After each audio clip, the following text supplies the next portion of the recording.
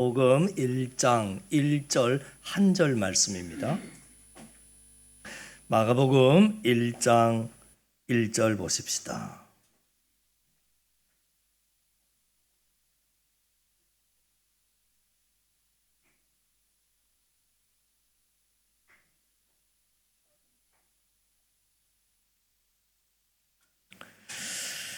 일 장 1절 같이 있습니다. 시작. 하나님의 아들 예수 그리스도의 복음의 시작이라. 한 번 더요.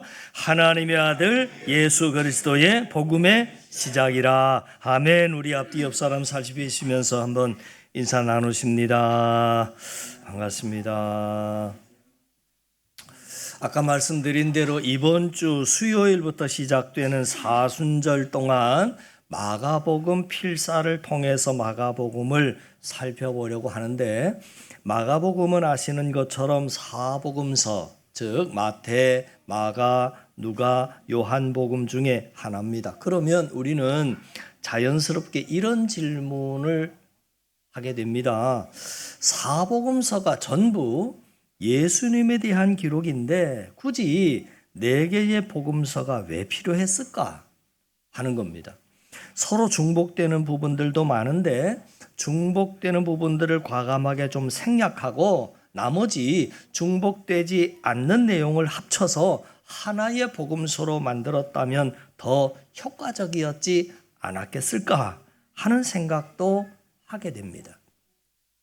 우리가 사복음서에 접근할 때 꼭 기억해야 할 것은, 사복음서는 전부 예수님에 대한 기록이기는 하지만 첫 번째 관점이 다르고 두 번째는 독자가 다릅니다.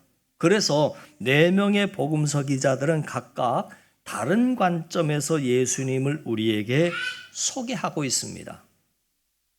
마태는 이 땅에 왕으로 오신 예수님을 기록했고, 마가는 이 땅에 종으로 오신 예수님을 기록합니다. 그리고 누가는 이 땅에 사람의 아들로 오신 예수님을 기록했고, 그리고 요한은 이 땅에 하나님의 아들로 오신 예수님을 기록합니다. 그래서 하나의 예를 들어보자면 사복음서 중에서 예수님의 족보가 2 복음서에만 기록이 되고 있습니다. 일단 왕으로 오신 예수님을 기록할 때에는 족보가 꼭 필요합니다. 왜냐하면 왕에게 있어서 혈통과 족보는 매우 중요하기 때문이지요. 그 왕조의 정통성을 말해주는 것이기 때문입니다. 그래서 왕으로 오신 예수님을 기록한 마태는 마태복음을 시작하자마자 예수님의 족보부터 소개를 하고 있는 겁니다.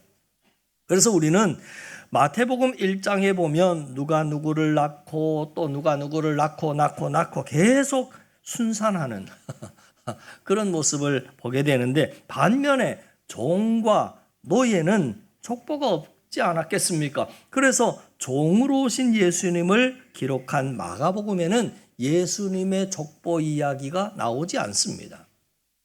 그리고 하나님도 족보가 필요 없습니다. 족보는 사람에게나 필요한 것이지 하나님에게는 족보가 없습니다. 그래서 하나님의 아들로 오신 예수님을 기록한 요한복음에는 예수님의 족보가 당연히 나오지 않는 것이고, 사람의 아들로 오신 예수님을 기록한 누가복음에는 예수님의 족보가 나옵니다. 이러한 관점에 따라서 책의 내용이 달라지는 겁니다. 자, 이렇듯 사복음서는 각각 다른 관점에서 기록되었기 때문에 우리에게 다 필요한 것이다. 각기 다른 네 가지의 관점에서 예수님을 볼 때 우리는 예수님을 더 많이, 더 풍성히 알아갈 수 있는 것입니다. 그리고 책은 독자가 중요합니다. 누구를 대상으로 쓰느냐, 즉 1차 독자에 따라서 접근하는 방식과 내용이 달라지는 겁니다. 그랬을 때 사복음서는 예수님을 바라보는 관점만 다른 것이 아니라 1차 독자도 다릅니다. 보세요. 마태는 유대 기독교인들, 다시 말해서 예수님을 믿고 개종한 유대인들을 대상으로 마태복음을 기록했기 때문에 1차 독자들인 유대인들이 가장 잘 알고 있는 구약 성경을 굉장히 많이 인용해서 이 마태복음을 쓰게 됩니다. 반면에 누가는 이방인이 아닌 이방 기독교인의 믿음을 위해서 누가복음을 기록했습니다. 그리고 마가는 로마에 있는 기독교인들을 위해서 마가복음을 기록했고, 그리고 요한은 유대인, 이방인 모두를 포함한 모든 기독교인과 구원이 필요한 모든 이들을 위해서 요한복음을 기록했습니다. 자, 그렇다면 마가복음을 쓴 마가 요한에 대해서 간략하게 잠시 한번 살펴보지요. 마가복음을 쓴 마가가 도대체 어떤 사람인가? 라고 할 때 일단 마가는 부유한 유대인 가문 출신의 사람입니다. 여러분 아시는 바와 같이 마가의 집이 부자였고 부유했다 하는 것을 어떻게 알 수 있느냐면 사도행전 1장에 나오는 마가의 어머니 마리아는 예루살렘에 120여 명 이상의 사람들이 함께 모여서 예배를 드릴 수 있는 굉장히 큰 집을 소유하고 있었습니다. 오순절 성령 강림 사건이 있기 직전에 120여 명의 제자들이 10여일간 마가의 다락방에서 모여서 오로지 기도에 힘썼던 집회의 장소로 사용되었던 곳이 바로 이 마가의 집입니다. 그리고 마가는 안디옥 교회의 목회자였던 바나바, 그 바나바의 생질입니다. 골로새서 4장 10절 말씀에 보면 바울이 이 마가를 소개할 때 어떻게 소개했느냐면 이런 표현을 씁니다. 바나바의 생질 마가라고 하는 표현을 씁니다. 여러분, 생질은 누이의 아들, 그러니까 조카가 되는 거지요. 마가는 바나바의 조카였습니다. 여러분, 바나바는 안디옥 교회의 담임 목사 격이었고 바울의 1차 선교 여행 때 바울과 동행했던 그런 영적인 지도자입니다. 그래서 1차 선교 여행 때 바울은 바나바와 마가가 함께 1차 선교 여행을 떠났었습니다. 그런데 어떤 일 때문인지 모르겠으나 마가가 중간에 하차해버렸고 그 일 때문에 2차 선교 여행을 시작할 때 바울과 바나바가 아주 심하게 다투다가 결국에는 이게 갈라서게 되지요. 바울은 1차 선교 여행 때 중도 하차해버린 마가를 데리고 가면 안 된다 하는 것이었고, 삼촌인 바나바는 아니다, 한 번 더 기회를 주자, 마가를 꼭 데리고 가자, 이런 의견 차이를 서로 좁히지 못하고 결국에는 바울과 실라는 한 팀을 이루어서 2차 선교 여행을 먼저 떠나게 되었고, 이후에 바나바는 마가를 데리고 떠납니다. 그러나 마가는 그 이후로 믿음이 더 성장하고 바울과 화해해서 정말 나중에 아주 귀하게 쓰임을 받습니다. 그래서 바울이 디모데후서 4장 11절에 이후에 디모데에게 이렇게 말합니다. 네가 올 때에 마가를 데리고 와라. 그가 나의 일에 유익하다 하는 말을 씁니다. 그러니까 바울이 사역의 초창기 때는 마가를 별로 좋아하지 않았지만 나중에 세월이 지나면서 마가의 신앙이 더 성숙해지고 하면서 결국은 신실한 좋은 동역자가 되었음을 알 수 있습니다. 그래서 마가가 누구냐라고 했을 때 정리하면 그는 바나바의 조카였고 바울에게 있어서도 신실한 동역자였습니다. 그리고 우리가 마가를 설명할 때 또 하나 빼놓을 수 없는 인물이 누구냐면 바로 예수님의 제자 베드로입니다. 베드로는 그가 쓴 베드로전서 5장 13절에서 이 마가를 또 소개하고 있는데 소개하면서 뭐라고 표현을 했느냐면 내 아들 마가라고 하는 표현을 씁니다. 여러분, 어느 누구를 소개할 때 그는 내 아들이다 라고 하는 표현은 그러나 아무나 쓸 수 있는 표현이 아니지 않습니까? 여기서 아들은 친아들을 말하는 것이 아니라 영적인 아들을 말합니다. 이런 표현 때문에 많은 사람은 마가를 예수님께로 인도했던 사람이 베드로라고 추측을 해보지요. 아무튼 베드로가 내 아들이라고 하는 표현을 쓸 정도로 마가는 베드로와 굉장히 친밀하고도 특별한 관계를 맺고 있는 사람이었습니다. 그래서 많은 학자들은 마가가 베드로와 동행하면서 베드로에게 예수님에 대한 많은 정보를 건네 받아서 그것을 토대로 마가복음을 썼을 것 같다 하는 추측을 하게 됩니다. 마가복음이 베드로 복음이라고 하는 별명을 가지고 있는 이유가 바로 그 때문입니다. 자, 그렇다면 마가가 어떤 역사적인 배경 가운데 어떤 목적으로 이 마가복음을 썼는가, 이게 참 중요합니다. 자, 그 내용을 또 살펴보지요. 마가복음의 1차 독자는 로마에 살고 있던 기독교인들입니다 라고 앞에서 그렇게 말씀을 드렸는데, 과거 참 오래된 일입니다마는 1951년도에 제작이 된 기독교 영화 쿼바디스라고 하는 것을, 여러분 이 영화를 혹시 보셨나요? 그림을 보시면 참 오래됐구나 하는 걸 알 수 있겠죠. 참 오래됐구나. 쿼바디스. 이 영화의 배경이 로마의 미치광이었던 네로 황제가 로마에 있던 기독교인들을 핍박할 때입니다.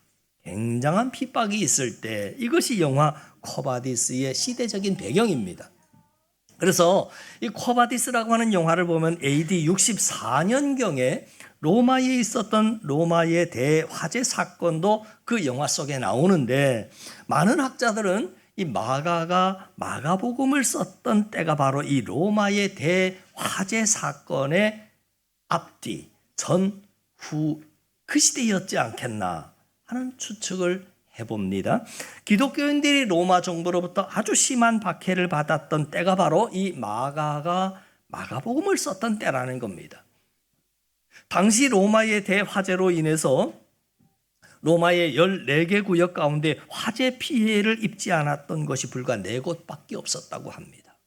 그러니까 그 정도로 큰 화재가 있었는데, 그 화재가 네로 황제의 명령으로 이루어진 것이라고 하는 소문이 로마 전역에 퍼지게 됐을 때 당황을 하게 된 네로는 화재에 대한 책임을 로마에 있는 기독교인들이 불만을 품고 기독교인들이 일으킨 화재다, 그래서 대대적으로 기독교인들을 박해하기 시작합니다. 그러니까 기독교인들을 방화 혐의로 체포하고 구금을 하고 처형을 합니다. 그래서 쿼바디스 영화를 보면 기독교인들을 로마의 원형 경기장 안에다가 넣어서 사자들의 밥이 되게 하는 장면이 영화 후반부에 나옵니다. 그 당시 체포되지 않고 살아남은 기독교인들은 숨어서 지하 동굴인 카타콤에 숨어들거나 혹은 해외로 도피했었겠지요. 그래서 그 시대 그리스도인들은 언제 잡혀가서 언제 처형당할지 모르는 그 위험한 상황 가운데 신앙생활을 해야만 했었고, 바로 그때 로마에 있던 영적 리더들 중에 한 사람이 되는 마가가 이들을 위해서 마가복음을 기록하게 되는 배경입니다. 마가는 로마 정부의 박해와 큰 고난 앞에서 믿음이 흔들리려고 하는 성도들에게 소망과 용기를 심어주고 예수님을 믿는 믿음이 흔들리지 않도록 하기 위한 그런 목적으로 마가복음을 썼다 하는 거지요. 그래서 마가복음을 보면 마가는 우리의 구원을 위해서 이 땅에 종으로 오사 고난당하신 예수 그리스도의 모습에 철저하게 포커스를 맞추고 있습니다. 그래서 마가복음의 내용 중에 약 40% 정도가 예수 그리스도의 마지막 고난주간의 내용을 기록하고 있습니다. 당시 로마의 그리스도인들이 받고 있었던 그 고난은 이미 예수님께서 먼저 당하신 고난이라고 하는 것과 예수님의 제자라면 마땅히 그 십자가를 지고 고난의 길을 가야 한다는 것을 마가는 마가복음을 통해서 말하고자 했던 것입니다. 당시 성도들은 로마 정부의 대대적인 핍박 앞에서 믿음으로 끝까지 버틴 성도들도 있었겠지만 그렇지 않은 성도들도 있었습니다. 당시 성도들은 황제 숭배를 강요당하는 가운데 체포되어서 갖은 고문과 갖은 핍박을 당하면서 자기가 살기 위해서 기독교인들이 있는 곳이 어디인지에 대한 정보를 누설하기도 했고 또 배교하기도 했던 시대입니다. 이런 일들이 있었기 때에 마가복음에 등장하는 가룟 유다의 배신 이야기가 그래서 나오는 것이고요. 베드로가 예수님을 3번이나 부인했던 그 이야기도 아주 깊이 있게 다루고 있고요. 그들에게 큰 자극과 교훈이 그런 내용들이 아마 되었을 것입니다. 저는 지금 이 시기에 우리에게 꼭 필요한 말씀이 마가복음이 아닐까. 이 시대를 살아가는 우리 때나 그때나 참 비슷하지 않나. 왜냐하면 교회를 다닌다라고 하는 이유 하나만으로 세상 사람들로부터 냉대와 질타와 핍박을 받는 시기이기 때문입니다. 국가의 혼란 사태가 터지면서 많은 크리스찬 직장인들이 직장 내에서 크고 작은 압박과 눈치를 보고 있습니다. 지금 이 사회는 교회 다니는 성도들을 거의 내란의 숙주 취급하는 그런 분위기이고 이단인 신천지와 동일시하는 분위기도 있습니다. 그래서 믿음이 연약한 성도들은 자신이 기독교인이라고 하는 사실을 숨기거나 그들과 함께 교회를 비판하고 욕하는 그런 가슴 아픈 일들이 실제 우리 곁에서 벌어지고 있습니다. 이럴 때에 성도들의 믿음이 흔들릴 수밖에 없고 예수님을 믿고 교회에 다니며 실제적으로 얻는 혜택은 별로 없는 것 같고 오직 싸늘한 시선과 핍박이 있을 때 성도들은 이런 질문을 하게 되지요. 내가 계속 믿음 생활해야 하나? 내가 계속 주님을 따라야 하나? 마가는 이 질문에 대해서 이 마가복음을 통해서 그렇다라고 대답합니다. 예수님이 우리의 구원을 위해서 종으로 섬기기 위해서 이 땅에 오셨고 우리의 구원을 위해서 기꺼이 고난의 십자가를 지셨기에 그 은혜를 받고 예수님이 가신 그 길을 따르고자 하는 제자들은 기꺼이 그러한 삶의 십자가를 지고 끝까지 예수님이 가신 그 길을 따라가야 할 것을 마가복음을 통해서 마가는 외치고 있는 것입니다. 이처럼 마가복음은 믿음의 길을 걸어가다가 힘들고 지치고 두려워하는 이들을 위해서 쓰여진 책입니다. 당시 로마에 있던 그리스도인들은 이 마가복음이라고 하는 이 작은 책자를 서로 돌려가면서 신앙의 정체성을 확고하게 했고 고난을 견딜 새 힘과 용기를 얻었던 것입니다. 그러면 이쯤에서 여러분 질문을 하나 할 테니까 마음속으로 한번 대답해 보세요. 앞에서 사복음서는 저자와 독자가 다르다 그랬습니다. 자, 그러면 어느 책이 가장 먼저 쓰여졌겠습니까? 네, 마가복음입니다. 그러니까 분량이 짧고 표현도 직설적이라서 이 책을 다른 복음서에 비해서 낮게 평가하는 사람들도 있습니다만은 마태나 누가나 요한은 처음 복음서인 이 책을 베이스로 해서 기록을 합니다. 그러니까 우리가 가지고 있는 마태복음부터 시작이 됐기 때문에 마태복음이 제일 먼저 쓰여졌겠구나. 그거는 우리의 편의상 읽는 독자들이 보기 쉽도록 해놓은 것이고 역사는 그렇지 않다 하는 거지요. 그것만으로 매우 충분히 가치 있는 중요한 책이다. 신약 성경의 첫 시작은 마가복음이다 하는 것입니다.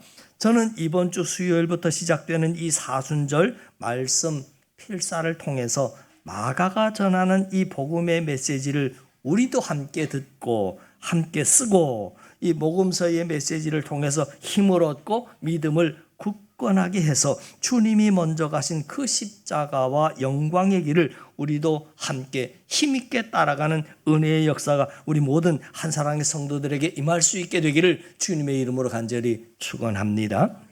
자, 마지막으로 오늘 본문은 1장 1절 아주 딱 한 절 짧게 읽었습니다. 그 내용 살펴보고 마치지요.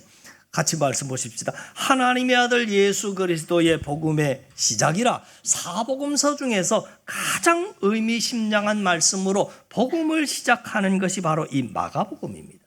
그러니까 창세기서 1장 1절에 거의 맞먹는 정말 중요한 말씀입니다. 마가복음은 시작부터 결론을 말하고 있습니다. 그 결론이 뭐냐면 예수 그리스도의 복음의 시작이라 그랬는데, 복음은 기쁜 소식입니다. 마가가 마가복음을 기록할 당시에 로마에 살고 있던 기독교인들에게 기쁜 소식이라고 하는 것은 없었습니다. 기독교에 대한 대대적인 핍박이 있었던 때였기 때문에 들려오는 소식들은 전부 자신들을 억제해 오고 두렵게 만드는 소식이고, 근심하게 만들고 염려하게 만들고 불안하게 만들고 우울하게 만드는 소식들밖에 없었습니다. 그런데 바로 그때 마가는 기독교인들에게 아주 기쁜 소식을 전해주고 싶었던 겁니다. 그 기쁜 소식은 예수 그리스도에 관한 소식이었습니다. 죄인인 우리 인간에게 진정한 소망과 기쁨을 줄 수 있는 소식은 하나님의 아들 예수 그리스도로부터만 나온다 하는 것을 말하고 싶었던 겁니다. 당시 로마인들에게 있어서 기쁜 소식은 로마가 전쟁에서 또 승리했다는 소식일 것이었고, 어느 야만족과 싸워서 또 승리했다는 소식이 로마인들에게는 큰 기쁜 소식이었을 겁니다. 그리고 또 하나의 기쁜 소식은 그들의 신으로 떠받들던 로마의 황제가 자기가 사는 곳을 방문한다 하는 그런 소식들이었지요. 그러나 예수님을 믿는 그리스도인들에게 있어서 그런 소식은 진정한 기쁨의 좋은 소식이 아니었습니다. 당시에 로마 황제가 기독교인들의 핍박을 지시하고 앞장섰기 때문에 황제의 방문 소식이 기쁜 소식이 될 수 없었지요. 자, 그렇다면 당시 로마에 있던 기독교인들에게 기쁜 소식이 무엇이었겠습니까? 바로 하나님의 아들 예수 그리스도의 소식이었습니다. 하나님의 아들의 승전보였습니다. 하나님의 아들이신 예수님이 죄인인 우리를 위해서 이 땅에 오셨다. 하나님의 아들이신 예수님이 우리를 위해서 죄와 사망의 권세를 이기셨다. 마귀의 권세를 꺾으셨다. 그 성전보였습니다. 그리고 누구든지 그 하나님의 아들을 믿으면 그 믿음으로 구원을 받을 수 있고, 누구든지 그분을 따르면 함께 그 승리를 얻는다라고 하는 아주 굿뉴스가 이들에게는 가장 큰 기쁨의 소식이었던 것입니다. 마가는 그 기쁜 소식들 가운데 사로잡혀서 믿음이 흔들리고 있던 그리스도인들에게 그 참된 기쁨의 소식을 마가복음 시작부터 전하고 있는 겁니다. 그래서 하나님의 아들 예수 그리스도의 복음의 시작이라. 여러분, 그렇습니다. 우리가 살고 있는 이 세상이 기쁜 소식을 찾기 힘든 그런 세상이 되어버렸습니다. 뉴스를 통해서 접하는 소식들은 대부분 우리를 두렵게 만들고 우울하게 하는 나쁜 소식입니다. 이때에 우리에게 필요한 것이 기쁜 소식입니다. 죄로 말미암아 오염되고 파괴된 이 세상에서 그 죄의 문제를 해결하실 수 있는 유일한 분, 바로 예수 그리스도만이 모든 기쁜 소식의 시작점이 됨을 오늘 성경은 우리에게 말해주는 것입니다. 여러분에게 있어서 가장 기쁜 소식은 무엇입니까?